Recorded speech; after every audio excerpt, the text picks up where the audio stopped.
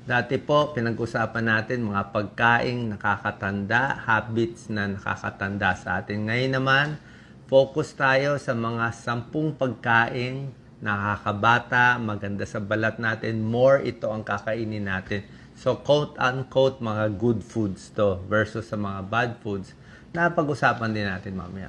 Ito po, napakaganda. Yung mga nasa lista po nating 1 to 10, karamihan prutas, gulay, tsaka yung kulay nila mahalaga. Napakaganda pagka-orange, pagka-red, pagka-green, papaya. Halos number 1 ata to sa maganda sa balat, iwas sa wrinkles, tanggal ng mga fine lines. Meron siyang alpha hydroxy acids, AHA, na ginagamit din sa mga skincare products. Di ba, minsan may nakikita kayong papaya soap, papaya cream, o nilalagay sa mukha. Maganda po kasi mga component niya, yan ang ginagamit. So, gaganda rin kulay natin. Mas medyo reddish orange din yung kulay natin. Mas gaganda. Spinach, kangkong, very healthy. Itong mga green vegetables. Meron siyang vitamin A, vitamin C, vitamin E, may vitamin K para sa dugo, may magnesium pa siya.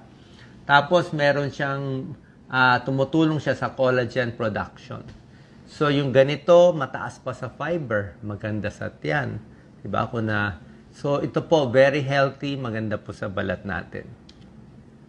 Number 3, napaka-healthy po, avocado. Yung iba, ayaw kumain ng avocado, sabi nila, Doc, oily yan. Meron siyang fat, pero good fat siya. Good and healthy, monounsaturated fat. So, napakaganda, parang di ba, medyo may pagka-oily siya, hydrating siya, maganda sa balat, maganda sa katawan. Huwag lang lagyan na masyadong maraming gatas at ibang bagay. Okay? Sweet potato, tulad na sinabi ko, ganda ng kulay, oh. So, kamote, okay?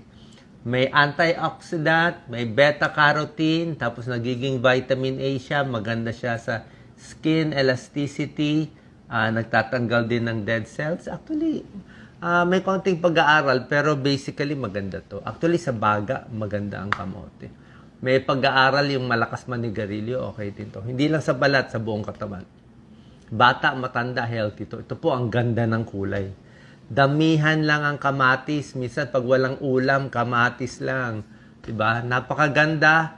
Tulad ng sinabi ko, very colorful. Orange, very red. Ayan, no? Lycopene. May carotenoid, may vitamin A. Napakaganda po. Protects the skin. Lycopene, maganda sa puso. Prevents heart disease. Maganda sa para din pababa ng cholesterol. Napakaganda, anti-cancer properties. At sa mga lalaki, kailangan natin tomatoes. Kasi yung mga may prostate problem, lumalaki ang prostate. Takot tayo sa prostate cancer. Kamatis ang katapat para makaiwas tayo sa mga prostate cancer. Mas okay po yung kamatis mismo kumpara sa ketchup, spaghetti with red sauce, or tomato sauce. Kasi pag ginawa ng ketchup at tomato sauce, maalat na may salt na Ito, mas healthy po siya. Ayan, okay lang buto, walang problema. May isang medical study, tiningnan nila yung kumakain ng lycopene-rich foods ng kamatis, sinamahan ng vitamin C, vitamin E at soy, mas hindi kumulubot ang mukha nila after 15 weeks. Carrot, favorite ko po to. Pampahaba ng buhay. Mas maganda, wala pang cancer, lalo na sa kababaihan, wala pang breast cancer, kain na tayo ng carrot. Mas okay ang carrot for cancer prevention habang wala pa yung sakit kaysa yung may sakit na. Bukod dito, para sa mata, anti-aging, pampaganda ng kulay. Kita mo naman yung kulay nito. Gaganda pag dumi nyo dito. Kung meron kayong almoranas, fissure sa puwet, yung masakit pag dumudumi. Ito po, gaganda dumi nyo, very smooth, hindi magagasgas yung bituka puwet natin. Especially kung mga carrot shake, diba? Cleanse the body, healthy teeth, tsaka bawas sa stroke. Pagdating po kasi sa cancer, ito po kasi issue. Lahat ng tao, yan ang kinakatakot natin Top 3, top 2 cause na of death ang cancer, lalo na sa ibang bansa. May mga bagay nagko-cause o nagpapataas ng risk ng cancer pag tumatanda tayo. Ano to? Ito yung mga negative factors. Merong good factors. Ang negative, yung mas tumatanda. May lahi kayo ng cancer. Okay? Naninigarilyo. Sobrang stressful ang buhay. Ang kinakain, puro matataba, mamantika, bacon, lahat ng taba. So, yun, high risk ka magka-cancer. Pero pag mas healthy, mas nag-exercise, mas ito kakainin mo, mas mababawasan yung risk. So, yung mga cellular natin, hindi agad magbabago. Hindi natin alam bakit yung normal cell natin, let's say, normal cell sa babae, sa breast, bakit bigla nagiging cancer? O sa lalaki, sa prostate, sa lungs, bakit bigla nagka-cancer? Tapos, laki na ng laki yung cancer cells hanggang masira ang organs, mamatay yung pasyente, di ba? So, ito yung mga nakaka-prevent. Dagdag tayo sa good, bawas tayo sa bad foods, tsaka sa mga smoking. Next, green leafy vegetables, sobra ganda. Ang kumakain ng green leafy vegetables, lalo na yung mga vegetarian, mga Adventist, 10%, 3 to 10% less cancer risk. Mas mahaba buhay, mas di namamatay sa cancer. Kung may nakitang bukol-bukol, ang mga taong kumakain ng gulay, pag chinek mo, benign. Hindi siya cancerous. Yan, no? Maraming micronutrients, sobra daming, kahit anong klaseng gulay, ampalaya, talbos, contains fiber. Gaganda pag dumi nyo dito. Pag dumaan niya sa bituka, parang walis yan eh. Winawalis niya yung dumi. Less bowel cancer, less colon cancer. Papayat ka pa kasi hindi siya matamis eh. Papayat o low cholesterol. May protina. May protina din ng gulay. Mataas sa fiber, gives energy, hindi nakakataba at maganda sa balat. Sobra ganda. Number 8, pwede ang cocoa, dark chocolate, yung more than 70%, yung medyo mapait. Kaya lang, konti lang kakainin mo, mga 30 grams lang yan. Huwag yung marami kasi masyado lang matamis eh. Mga ganito lang karami. May flavonoids, good for the heart pag pa konti-konti. Number 9, isda. Okay? Fatty fish, kahit anong isda, bangus, salmon, tilapia, sardinas, ano yung gusto natin. Huwag lang masyado yung mga tuyo at daing kasi masyado maalat eh. Bawas lang. Itong mga mas fresh, may omega-3 fatty acids, maganda sa puso, maganda sa skin, 'di ba? Maganda kung may palpitation, mataas ang cholesterol. Isda, napaka-healthy. Okay lang yung taba ng isda. Mga belly, bangus belly, tuna belly, pwede po lahat 'yan. Dagdag ko na rin, hindi ko lang po nalagay sa listahan, citrus fruits. Citrus fruits, napakaganda, mataas sa vitamin C, lemon, dalandan, calamansi, mga suha, pwede rin yan. Very healthy po. And lastly, green tea. May tsaan ng green tea. Meron siyang antioxidants. Nakaka-prevent ng mga damage from the sun sa UV light. At may konting pag-aaral, nakakabawas ng cancer. Okay? Hindi naman ganun kalalaki studies, pero medyo maganda. Di ba? Mga Japanese, Asian, green tea. So, yan po yung mga 10 pagkain na mas kakainin natin para mas healthy.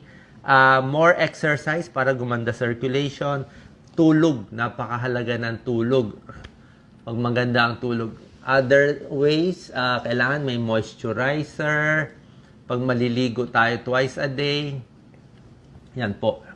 Bukod dito sa mga healthy foods na tinuro ko, sisingit ko na rin yung mga babawasan o iiwasan. Hindi naman talaga ganun ka bad foods. Pero kung mas marami dapat nung healthy kaysa itong mga babawasan natin. Diba?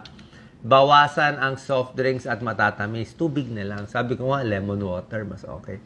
Kasi pag soft drinks, energy drinks, at taas sa calories. Oo, nakakataba, may phosphorus, hindi maganda sa kidneys. Diba? Alam nyo naman, matamis. Isang baso nito, 10 kutsaritang asukal, parang kumain ka na sa platong kanin. Dito, hindi ka pa mabubusog. Tubig na lang iserve nyo. Processed meat, nagsabi na ang World Health Organization, processed meat and meat in general, nakakataas ng cancer risk. O, sabi mo, Doc, ba't binibenta pa? Kailangan natin kumain depende nga sa dami. Tulad na sinabi ko, mas maraming ganitong pagkain, naninigarilyo ka pa, may lahi pa ng cancer, mas malaking chance maaga ng kaka-cancer. Pero kung less ang pagkain nito, mas maingat, di mas mababawasan ang chance. Okay, so processed meat, bawas lang bacon, sausage, ham, kasi may preservative siya kaya tumatagal. Tsaka maalat, tsaka mamantika. Okay, alcohol, alam naman natin yung malakas sa alak, 'di ba? Mas maputla ang muka, masama sa atay, masama sa utak, tapos sa tiyan din, at nakakapangit ng balat. Nakaka-dehydrate. Basically, nakaka-dehydrate. Yung mga prutas na sinabi ko, nakaka-hydrate siya eh. Di ba? Ito, nakaka-dehydrate po. Fried foods, yung ganito, pritong-prito. Okay? Lalo na pag reheated oil, ulit ng ulit yung mantika, tapos very high heat na kumukulo. Minsan, nagtatransform yung chemical eh. Nagiging cancerous. Okay? Tapos bawas din. Tataas ang cholesterol. Magbabara sa ugat natin yan. Puro mantika. High fructose corn syrup. Hindi natin alam, nilalagay yan sa mga processed foods. Nakahalo na yan.